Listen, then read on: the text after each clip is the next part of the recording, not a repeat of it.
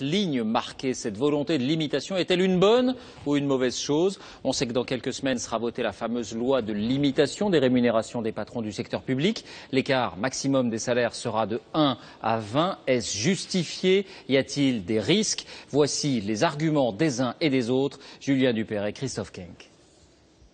Areva ou encore EDF, les patrons de ces grandes entreprises publiques vont devoir se serrer la ceinture. Mais le plafonnement de leur salaire est-il justifié?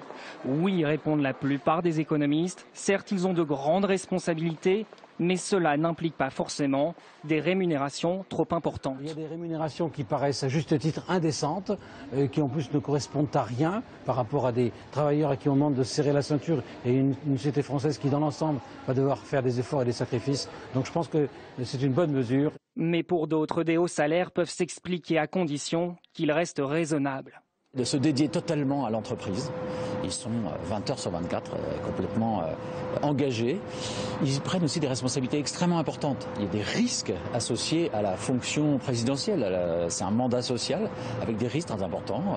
On est responsable de l'ensemble des collaborateurs et c'est ça que ça rémunère. Avec ce plafonnement, les entreprises ne vont-elles pas avoir à leur tête des patrons au rabais? C'est le risque que certains pointent du doigt. Mais des exemplaires contraires existent. Guillaume Pépi, patron de la SNCF, gagnerait 250 000 € par an, la fourchette basse des salaires des dirigeants d'entreprises publiques. Et pourtant, il a accepté le poste. C'est ça qui les motive le plus pour être à la tête des entreprises. C'est d'abord le succès personnel que de réussir le développement d'un grand groupe et si c'est au service d'intérêt général, tant mieux.